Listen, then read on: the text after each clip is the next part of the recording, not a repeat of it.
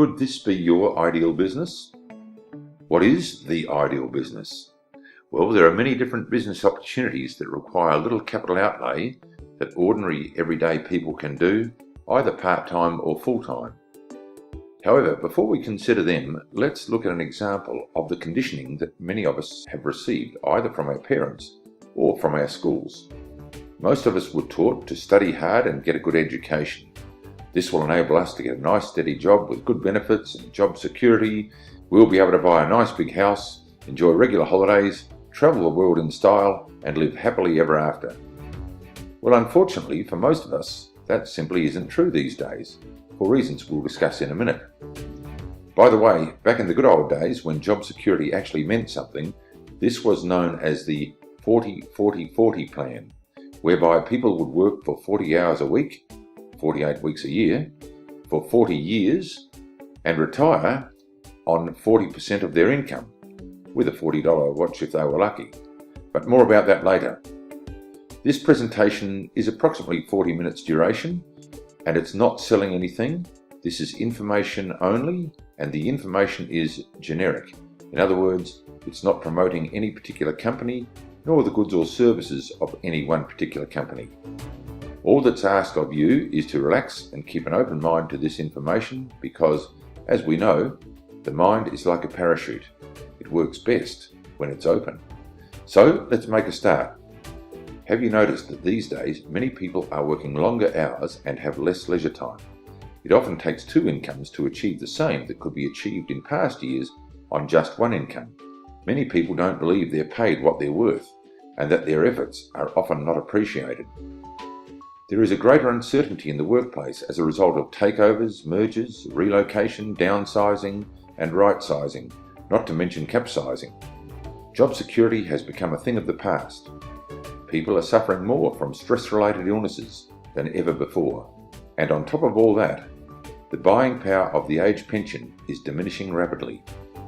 In fact, on the topic of the age pension and retirement, statistics show that for every 100 people who were aged 25 40 years ago, today, 1 is wealthy, 4 are financially independent, 14 are still working, 21 have deceased, and 60 are receiving a pension of some kind. Because most of us would prefer to be in the top 5%, we often look at different ways of earning money. One of the world's leading wealth coaches and author of best-selling books such as Rich Dad, Poor Dad, Robert Kiyosaki, in his book The Cash Flow Quadrant, outlines the 4 traditional ways of earning income.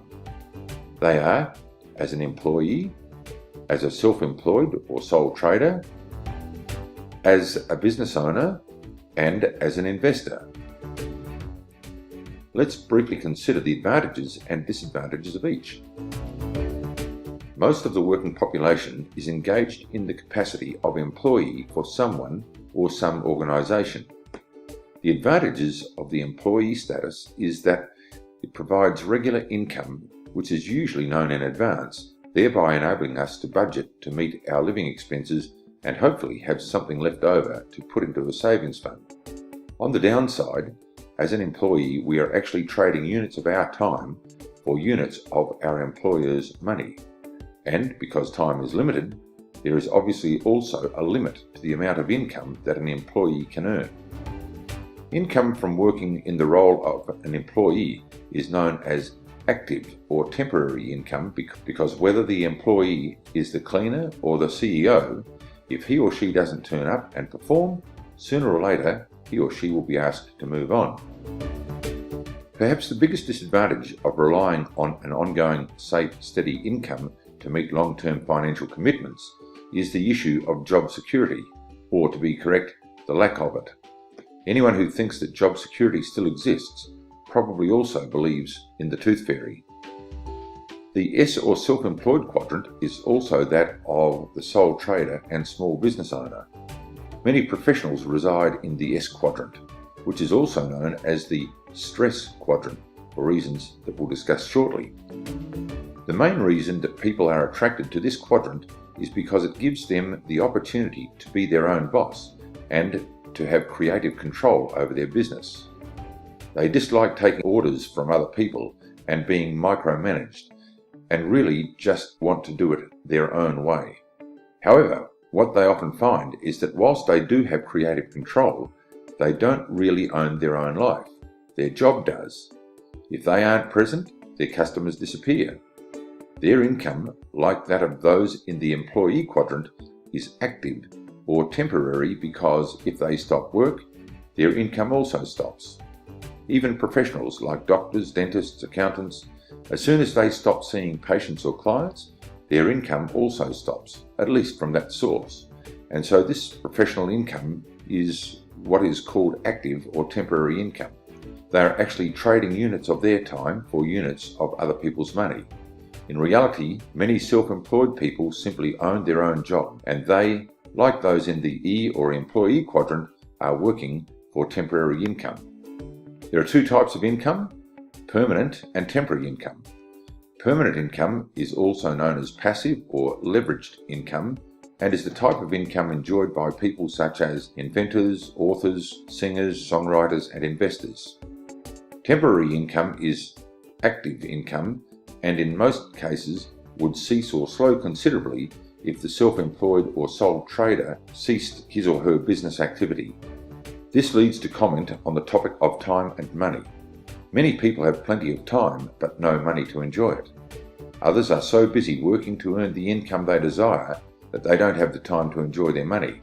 Unfortunately, in our society today, very few people are able to achieve the delicate balance of having both time and money.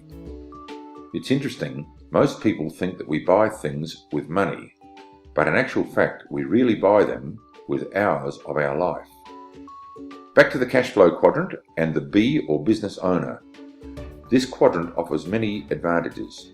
For a start, it's a source of permanent income because the business owner is leveraging other people's time. This can lead to enormous income potential, but equally, there are several disadvantages that face traditional business ownership, not the least of which is the high capital outlay to buy a business or start one from scratch. And of course, high capital outlay also means high risk if things don't go according to plan. There is also the ongoing problem of employee hassles unless managed properly. The fourth and final method of earning income is by investing money, and there is a multitude of investment opportunities available. Investing money is a form of permanent income, and of course, it is passive rather than active because the investment is accumulating, hopefully, even while we sleep because it is utilizing the concept of leverage, in this case, money leverage. The dictionary defines leverage as the strategic advantage gained by employing a lever. With investing, money is the lever, and investors employ a lump sum of money to work for them in order to earn a dividend. However, in order to generate a reasonable amount of regular income on which to live, a large sum of capital is required. And of course, investing can be a risky business without knowledge and experience of the particular field of investment. One of the world's richest people, J. Paul Getty, is credited for having once said that there are 3 golden rules to creating financial independence.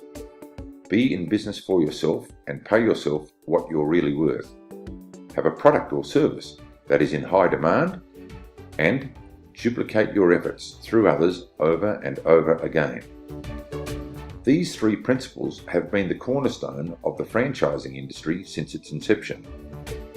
Whilst franchising has been around for 50 years or so, it was originally considered illegal, and the concept of franchising is still greatly misunderstood by many people today, even though it accounts for some 25 to 30% of sales of goods and services worldwide. In fact, the worldwide turnover of goods and services through franchising is estimated to be in excess of $1 trillion annually. The reason for the rapid growth of the franchising industry is that it is now considered as a legitimate turnkey business opportunity. By turnkey business, we simply mean that one doesn't have to reinvent the wheel when starting out in business because the system has been tried and tested and hopefully had all the bugs ironed out of it. Now, of course, not all franchise operations are successful. As a general rule, 30% fail within the first 2 years, another 30% break even, but the remaining 40% do very well indeed. These odds, whilst not great, are certainly much better than starting one's own business from scratch with a success rate of only 20%. The downside of buying into a franchise business is the initial investment, the startup cost. The franchise fee can range from anywhere between $15,000 to $20,000 for a lawn mowing or home service type franchise business, to anywhere up to and even more than a couple of $1 million for a high-profile fast food franchise. The average cost of buying into a franchise business in Australia and New Zealand at the present time is well in excess of $100,000. Now, for those of us who are concerned about job security or who simply want the freedom of owning our own business without running the risk of starting a business from scratch, but who don't have a spare $100,000 to buy into a franchise, there's no need for despair. There is still a way that one can have a business that adopts the 3 golden rules outlined by Getty and endorsed by many others. There is a way that anyone can get into business for themselves, have a high demand product or service, and duplicate their efforts without the need to find $100,000. It's a business model known as the People's Franchise or personal franchising.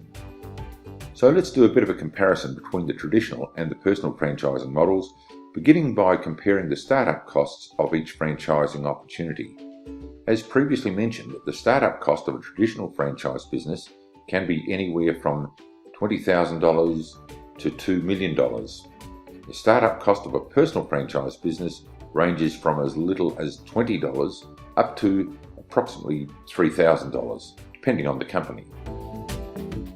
In traditional franchising, there are considerable monthly overheads, such as lease or mortgage payments, power, often wages, and of course, there is also the monthly franchise fee paid to the franchisor, which is usually a percentage of the turnover of the business each month. In the personal franchising model, the monthly operational costs are absolutely minimal because most business owners work from their own home. What's more, in many cases, the personal franchisee can often claim a deduction for a portion of the mortgage or rent of their home because it's their legitimate place of business.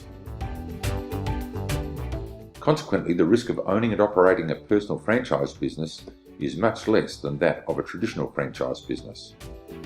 However, the trade-off for a low-cost, low-risk business like personal franchising is that it usually takes a good bit longer to earn significant income. In a traditional franchise business, the franchise company usually guarantees a certain level of income from the outset, and the greater the franchisee's effort, the higher their income is likely to be. With personal franchising, the initial income is usually quite low compared to the amount of time invested. However, if a person chooses a company with products or services that offer good value for money, people will continue to buy them and tell others about them, and the residual income earned will increase dramatically, and the time and effort required to keep the business going will decrease almost exponentially. Another comparison topic is that of territorial boundaries. Traditional franchises usually have clearly defined boundaries. By comparison, personal franchises typically have no geographical limitations, meaning that the franchisee can work anywhere they like. Most traditional franchises require a physical presence, such as a shopping centre. Others involve having to be at a certain place at a set time, for example, a pet grooming or gardening franchise. Most personal franchise opportunities enable the franchisee to work from anywhere in the world, and usually at times they set themselves. All that's needed is a laptop and a mobile phone. The advantage of starting a franchise business, whether a traditional or a personal franchise model, is that if the company is reputable and has been around for more than a few years, there will most likely be a proven success system to follow.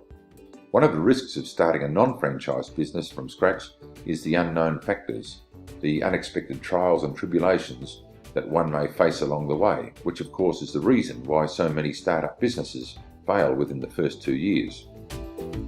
Now, personal franchising is also known as consumer direct marketing, referral marketing, and relationship marketing, but the most descriptive and appropriate name for this business model is network marketing. Now, if you've heard of some of these terms before, and maybe even had some involvement in the past, please put your prior knowledge or experience to the back of your mind, because things have changed a lot in recent years, thanks to developments like advanced computer technology, modern day communication methods, and of course social media. Like traditional franchising, network marketing has also been around for quite a number of years, and also like franchising was in the early days, it is greatly misunderstood. This is often because of exaggerated income claims that are sometimes made by people about the industry. Whilst it is possible for anyone, regardless of their education or present financial position, to earn a very large income from network marketing, it is the same as any traditional business or franchise, where the only place that success comes before work is in the dictionary.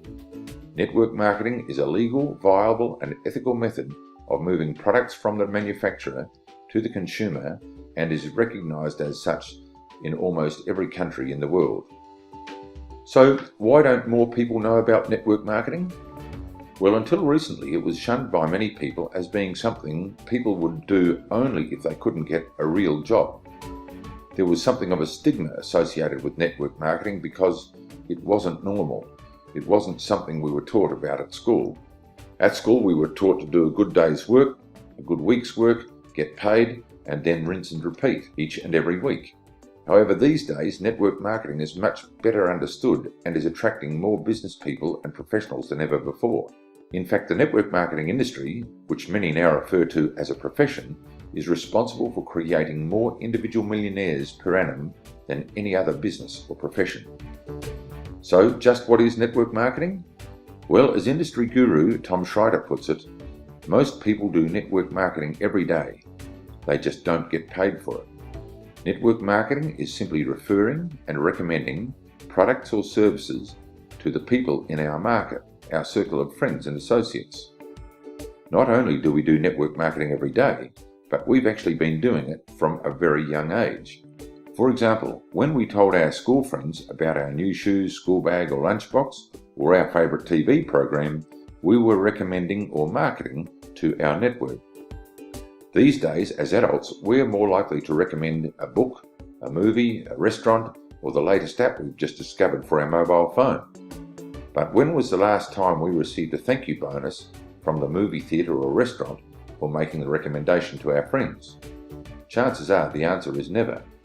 Network marketing makes it possible for us to choose a company that has a range of products or services that we feel comfortable about using ourselves and then telling others about, and getting paid for it. In order to understand how network marketing companies work, let's use the story about Emu Air. It goes like this. One day you hear about a great new airline, Emu Air, and you decide to give them a try. Whilst you're making your first booking, you're asked if you'd like to become a member of the Emu Air Loyalty Membership Program. And being the adventurous type, you say, why not? You're told that you can earn frequent flyer points not only every time you travel, but also if you tell someone else about Emu Air, you also receive points every time they fly. All they have to do is quote your membership number when they book their flight. If they wish to, they can also become a loyalty member. This enables them to also receive frequent flyer points, but it doesn't stop you from receiving points when they fly. You still receive some points because you referred them in the first place. What's more, because of Emu Air's highly advanced computer system that's able to track where referrals originate from, if the people who you refer also refer people, such as their family and friends, you even gain frequent flyer points each and every time they fly with Emu Air, and this happens to many levels deep. Network marketing is the same as Emu Air. When you join a network marketing company, you're rewarded for telling other people about the products or services of the company, and you're rewarded whenever someone you refer, or someone they refer, or someone they refer makes a purchase.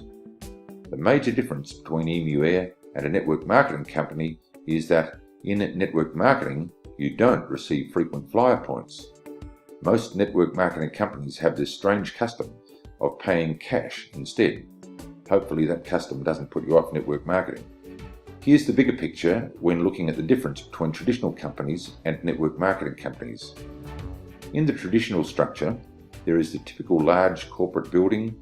There is a managing director or chairman of the board, a general manager or CEO, various departmental managers, middle management, general staff members, often a team of casual employees, and of course the purpose of all these people is to distribute products or services to their customers.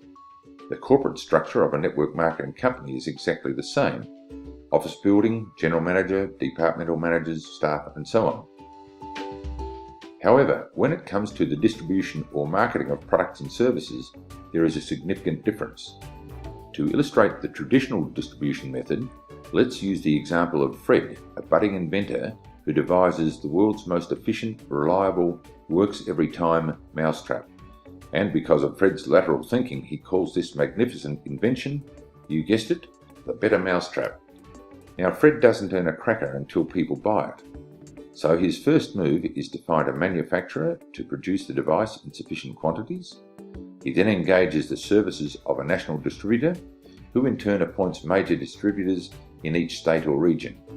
They liaise with their wholesalers, who deliver the cartons of Fred's wonderful rodent eradicating devices to the retailer. And of course, we, the happy customers, are at the bottom of the distribution pyramid. Now, every time the product moves from one link in the distribution chain to the next, money changes hands. Each person in the system has to be compensated for their role in getting the mousetrap from the manufacturer into our homes. In addition to the cost of producing and distributing the product, there is also a significant cost in advertising. Now, it's not known how much money is spent on average on mousetrap advertising, but with products like perfume, cosmetics, sporting goods, household cleaning products, and so on, the advertising dollar is astronomical. Movie stars, celebrities, sportsmen and women are often paid exorbitant advertising endorsements for allowing their name and face to be associated with a particular product. In the network marketing model, all those middlemen in the distribution chain don't exist because customers can buy direct, thereby allowing the company to use the money that is paid out to all the people in the traditional distribution chain to reward its distributors with bonus commissions. And because network marketing companies don't advertise, as a general rule, there is also another slice of the distribution pie that can be paid to ordinary everyday people like you and me. Think of the possibilities. You could earn a bonus payment from a single recommendation that turned into a few, and a few more, then dozens, eventually hundreds and more. This is what is known as leverage. One person can't do it all by himself or herself, but with other people also recommending the products, we can all earn residual bonus payments. It's the perfect business for people who want to earn money and also have the time to enjoy it. And speaking of time, let's now look at the concept of time leverage. Time leverage is central to all companies in network marketing, and when understood, it can change the way we look at earning income. In order to best explain what time leverage is, the following is a simple, hypothetical example of how it's possible for anyone to have a business with a turnover of $1 million in just 12 months. Now, just to repeat that, we're talking here about a turnover, not a profit of $1 million. In this illustration, we're going to share our knowledge about the network marketing industry with just one person each month and teach them to do the same. So, in the first month, we introduce this concept to someone who we care about and who we want to work with. Let's say this person's name is Sam. And so, not counting ourselves, we have one person in our team, Sam. In the second month, we help Sam to introduce this concept to one of her friends. And of course, we introduce it to our one person for that month also, maybe someone who wants to spend more time at home with his or her family. And so at the end of the second month, we have a total of 3 people in the team that we have started, not counting ourselves.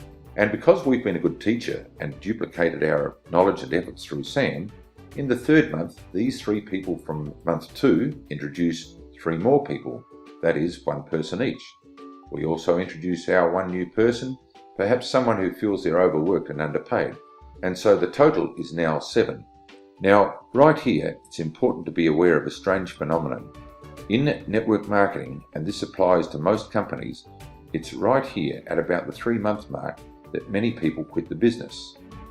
The reason is that at the end of the 3rd month, many people think things aren't happening quickly enough. After 3 months, they only have 7 people in their team, and some of those people aren't as excited and active as we might be. Maybe they've been told that this is a get-rich-quick business and they're disappointed that they're not millionaires just yet. They simply feel that it's not happening quickly enough for them, and they just let it go.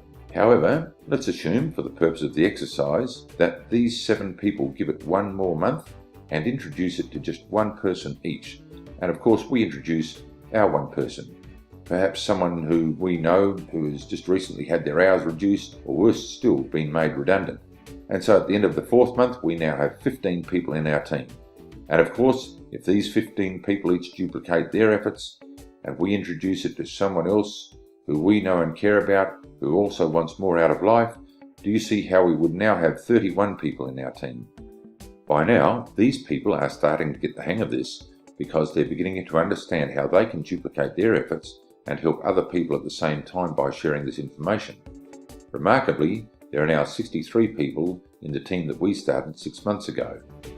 Now, it's interesting to note the difference between the 1st and 3rd months when our team grows from 1 to just 7 people, and then in the next 3-month period when numbers grow from 7 to 63 by the end of the 6th month. All of a sudden, for those people with a small amount of patience, things are starting to happen. And as this process continues, by the end of the 10th month, we reach 1,025 people in our team. And in creating that team of over 1,000 people, we have personally introduced just 10 people ourselves. You see, we don't have to know 1,000 people or even hundreds of people because we have the right to share this with other people and they have the right to share it with their friends and acquaintances. Let's continue. In month 11, and finally by the end of the 12th month, we have created a team of some 4,095 people in just 12 months. It's quite amazing, really. It's a bit like the exercise of placing grains of wheat on a chessboard. On the first square, we place 1 grain of wheat. On the second square, 2 grains. 4 on the third, and so on, doubling the number of grains of wheat on each square as we go. By the end of the first row, on the 8th square, there are 128 grains. Now, if we continued the exercise for all 64 squares, assuming, of course, for the sake of the exercise, that the wheat would fit on the chessboard, how much wheat do you think we would have? Take a guess. Do you think it would fill a bucket, a bathtub, a 6x4 trailer, maybe a semi-trailer, a silo, or even more? If you guessed more than a silo full, you were correct. In fact, the answer is more than 600 billion tonnes of wheat, more than a fleet of grain ships could carry at any one time. It seems unbelievable, but if you'd like to check the calculations yourself, 1,000 grains of wheat weighs approximately 40 grams. Another example of duplication can be illustrated by the story of the young man who was offered a 1-month contract where he had to work in a particular job for 8 hours a day for all 31 days, including weekends. He was offered a choice of 2 methods of payment. His first option was to work for a rate of $1,000 a day, because it was a particularly difficult and unpleasant job.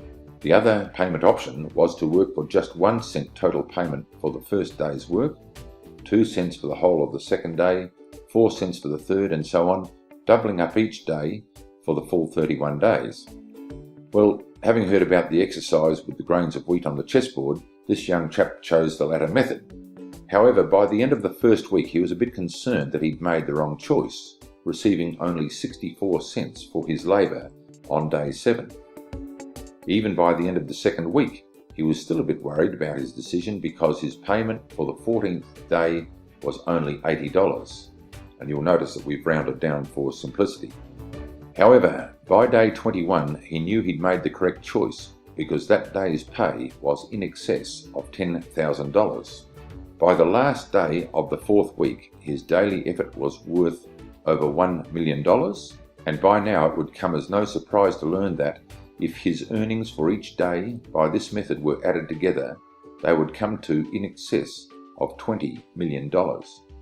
Not bad payment for a month's work, and certainly a lot more than the $31,000 he would have earned under the first payment option. Nevertheless, you may well say, but these are only numbers, and what do these examples have to do with people and the concept of time leverage? And that's a very good question. The answer is absolutely nothing. These are only examples of how the doubling principle works, and that it's not by mirrors or magic that we can create a team of 4,095 people in just 12 months. And of course, because these are people and not numbers, we need to be realistic. It's quite probable that not every one of these 4,000 people will be as excited about the concept of time leverage as it applies to network marketing as we might be. So let's say that as many as 75% of the people who join our team do absolutely nothing once they've joined. This isn't necessarily an exaggerated attrition rate, but some people may not be as dedicated to a long-term goal. Nevertheless, if as many as 75% of these 4,000 people decided to do absolutely nothing, that would still leave 1,000 people in our team. Let's also imagine for a minute that if each of these 1,000 people purchased just $1,000 worth of products or services in a year, just $20 a week, do you see how our business would have generated a turnover of $1 million? And even if we only received a small amount of commission from this $1 million worth of sales, it still adds up to a pretty tidy income. And what's more, this business has been created without plant and equipment, inventory, staff, warehousing, accounts receivable, and all the other costly overheads that are part of most traditional businesses with such a large turnover. So as you can see by this example, it is possible to have a business with a $1 million turnover in just 12 months. The difficult part is getting past the third month. Let's now consider some of the benefits of a network marketing business. For a start, anyone can be successful, regardless of their education, financial position, size, shape, or appearance. The key factor for success is to follow the tried and proven success formula created by the leaders who have already achieved success in the company. Simply put, to be coachable. As mentioned previously, network marketing is a low-cost, low-risk business, made even more so because most companies offer a full 30-day money-back guarantee on the business starter kit and the initial purchase of products or services. There is virtually no risk to put a toe in the water. The freedom to work when, where, how, and with whomever we like makes network marketing totally flexible. We can choose whether to work part-time or full-time, whether to work from home or travel the country or many countries in a truly portable international business simply using a laptop and mobile phone. Flexible hours means being able to care for infant children and to be with children after school hours. It also means not having to miss important milestones as the kids grow up. And when they have grown up, it's possible to bring them into the business because most network marketing businesses are also willable, saleable, and transferable. There are boundless opportunities to establish lifelong friendships with positive-minded, intelligent people who are committed to our success. Not everyone earns million-dollar incomes in network marketing. However, nearly everyone credits the great training that is offered by network marketing companies for the increase in their personal growth and development. People's confidence and self-esteem often grow enormously. Their personal grooming and physical appearance are also often impacted in a very positive way. In fact, in many cases, people's self-confidence often increases to such a degree that they're no longer even fearful of public speaking. A legitimate network marketing business offers numerous tax advantages. For example, it's possible to claim a portion of our mortgage or rent as a tax deduction because it is a legitimate business. Other items such as telephone, power, internet, and in some cases travel and meals can be claimed as a legitimate tax deduction also.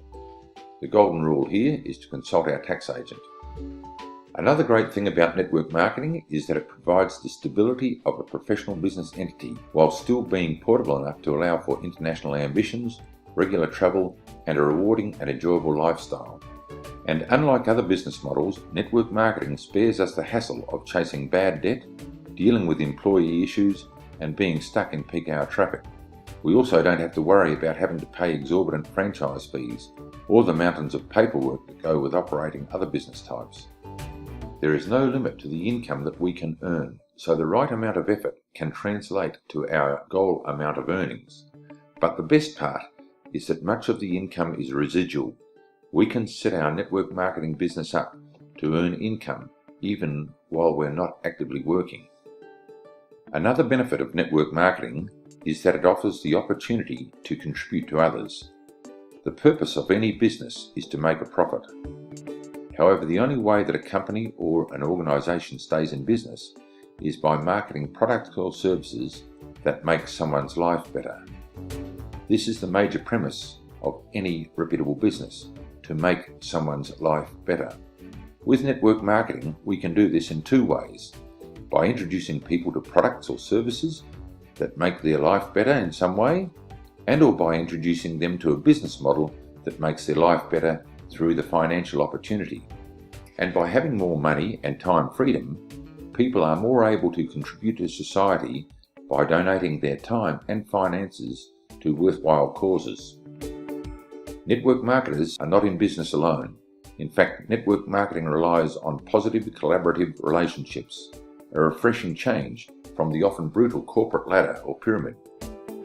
In fact, network marketing is the perfect example of the famous adage, "The only way for me to get what I want out of life is to help enough other people get what they want." There is no other business that exemplifies this basic principle made famous by Zig Ziglar. When it comes to rewards and recognition, network marketing companies are very big on publicly acknowledging the achievements of their people, often rewarding them with travel incentives that are fun, enjoyable and exciting. So to summarise, we've looked at current economic trends and the 4 traditional ways of earning income, including franchising. We also looked at the features, advantages and benefits of network marketing and how the concept of time leverage works. Now, the fact that you're still viewing this presentation is a fair indication that you may be interested in starting a career in network marketing. And if that's the case, what is your next step? The next step is the 2 R's. Decide your reason. Clearly define just exactly what benefits you would like to gain from a network marketing business, and do your research. The main reason that many people give for wanting to start their own network marketing business is money. However, money is not a powerful motivating factor. It's what we would do with the money that keeps us motivated. So be specific with your reason. Would you pay off the mortgage or buy a new home, maybe a new car, or travel the world? Maybe fund your education, or your children's education, or your grandchildren's education. Maybe your goal would simply be to escape the rat race. Whatever your reason is, it is achievable through network marketing, but make sure you clearly identify your reason. The second R is your research, and this should include 4 particular areas: the company itself, its track record, its reputation, branding and level of professionalism, the quality and value of its products and or services, the marketing plan, which refers to how people get paid, and finally, the training and support program offered by the company. There's a separate video entitled How to Choose a Company, covering these 4 areas in detail. Well, congratulations. Give yourself a pat on the back for being open-minded enough to consider the information in this video. If you're ready to take the next step towards achieving your goals, have a look at the video, How to Choose a Company, and then get back in touch with the person who invited you to view this presentation. Wishing you all the success you deserve.